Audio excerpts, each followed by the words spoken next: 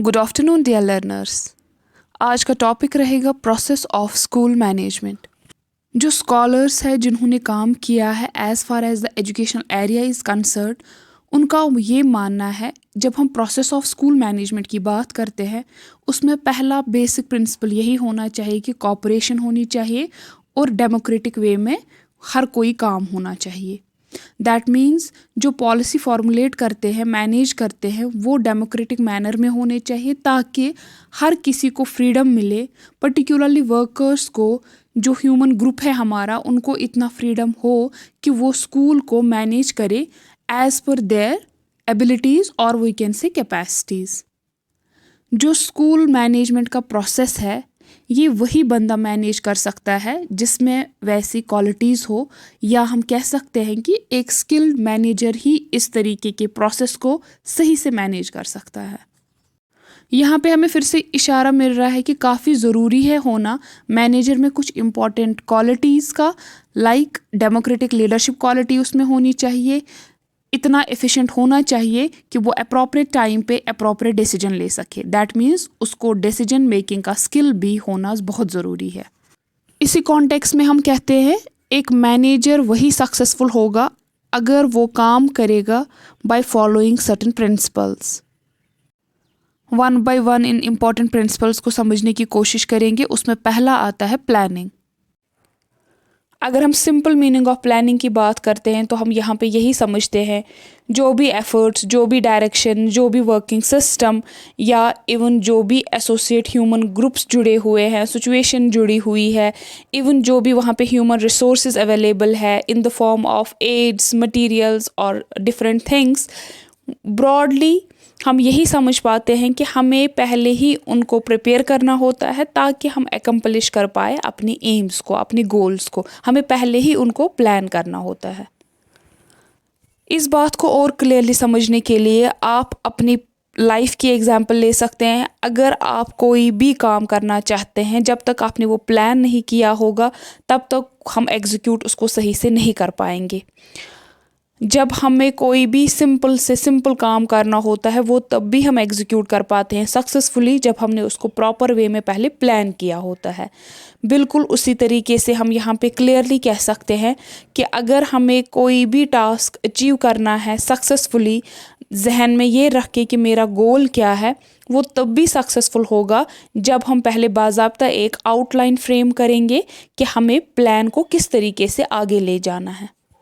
अगर अब हम एजुकेशन प्लानिंग की बात करते हैं तो हम यही कहते हैं कि ये एक प्रोग्रेसिव प्रोसेस है। दैट सिंपली मीन्स यहाँ पे हम सिर्फ प्रेजेंट पे फोकस नहीं करते हैं बल्कि हम पास्ट में अगर हमने कुछ एक्सपीरियंसेस गेन किए हैं, कुछ गलतियाँ हुई है, उनको रेक्टिफाई करने की कोशिश करते हैं, पास्ट के एक्सपीरियंसेस को साथ लेके चलते हैं, प्रेजेंट में जो हमें करना है उस तरीके का हम प्लान करते हैं। इवन हम फ्यूचर का भी पहले ही प्रेडिक्ट करके रखते हैं कि आने वाले वक्त में हम किस तरीके से अपने प्लान को एग्जीक्यूट करेंगे, कौन से डायरेक्शंस हम लेंगे।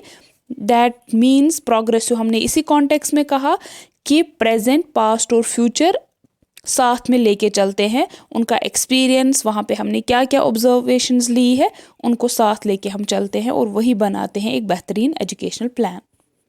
इवन यहाँ पे आप एक इंडिविजुअल, एक सोसाइटी के पर्टिकुलर नीड्स को, प्रिंसिपल्स को, आइडियल्स को, वहाँ पे क्या रिसोर्सेज अवेलेबल है, किसी भी पर्टिकुलर स्पेसिफिक कम्युनिटी की जब हम बात करते हैं वहाँ पे जो इंस्टीट्यूशन है वहाँ की नीड्स क्या है, वहाँ के प्रिंसिपल्स क्या है, वो क्या आइडियाज़ फॉलो करते हैं, वहाँ पे कितना रिसोर्स अवेलेबल है, इन सब को हम मद्देनज़र रख के प्लानिंग करते हैं।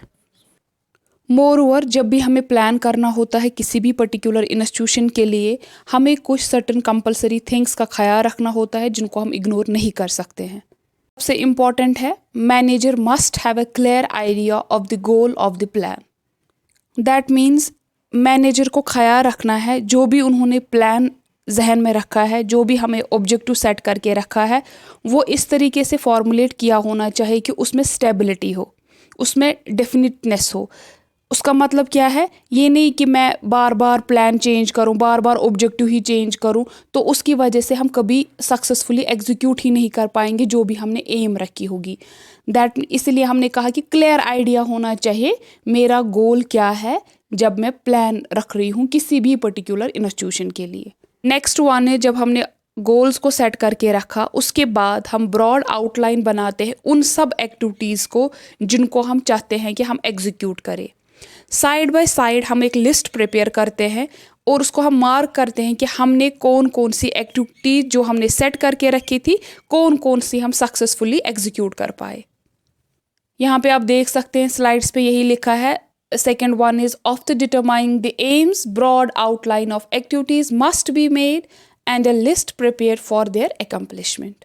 मोर ओवर हमें पहले ही इंश्योर करना है दैट हमें कौन से मेथड्स फॉलो करने हैं, किस तरीके का सिस्टम हमें फॉलो करना है, इवन कौन सी टेक्नोलॉजीज़ हमें यूज़ में लानी है, ताकि हम अपने डिफरेंट टास्क्स जो हमने ऑलरेडी गोल में सेट करके रखे हैं उनको हम अकम्पलिश कर पाए। Even the last one is that after making decisions about the use of these systems, there must be the selection of aid material and their classification for executing the same. In points को समझने के बाद हम यही conclude करेंगे कि जो skilled manager होगा वो जब भी कोई प्लान करेगा, जब भी वो चाहेगा कोई प्लान प्रिपेयर करना, वो पहले जहन में ये बातें ज़रूरी रखेगा, तब भी जो प्लान है वो सही से एग्जीक्यूट होगा। हमारा जो पर्पस है, हमारा जो गोल है, वो तभी हम अचीव कर पाएंगे अप्रोप्रिएट टाइम पे। इनफैक्ट जब एक स्किल्ड मैनेजर इन सब बातों को जहन में रख के एक प्लान बनाएगा, वो इग्नोर नहीं कर सकता है इवैल्यूएशन पार्ट को। दैट मीन्स इवैल्यूएशन करना ज़रूरी है। फॉर एग्जांपल कभी हमने कोई गोल सेट करके रखा है but unfortunately due to some circumstances हम वो नहीं एग्जीक्यूट कर पाते हैं, तो इतना फ्लेक्सिबल होना चाहिए हमारा प्लान ताकि हम वहाँ पे चेंज लाए as per the demand of that particular situation. In fact planning को जब आप समझते हैं, आप यही कह सकते हैं कि एक गुड प्लानिंग जब हम इनिशियल स्टेज पे ही एक बेहतरीन प्लानिंग करके रखते हैं, उसका डेफिनेटली आउटकम अच्छा ही आता है, पर्पसफुल आता है। यहाँ पे हम इस बात को इग्नोर बिल्कुल भी नहीं कर सकते हैं कि जो एक स्किल्ड प्लानर होगा उसको डेफिनेटली बहुत ज़्यादा पेशेंस की ज़रूरत है, करेज की ज़रूरत है, इवन प्रिजर्वेंस की ज़रूरत है, एंड उसके पास लॉट ऑफ एक्सपीरियंस होना चाहिए, तभी वो बेहतरीन तरीके से एक प्लान सेट करके उसको कोशिश करेगा पर्पसफुली ग्राउंड लेवल पे एग्जीक्यूट करने की। Therefore, we can say that it is an intellectual activity which requires full knowledge and insight into things and imagination. That's all for today. Thank you so much. Stay blessed one and all. Coming lectures में बात करेंगे जो हमने बाकी principles बोले like organization, direction, coordination and others. Thank you so much.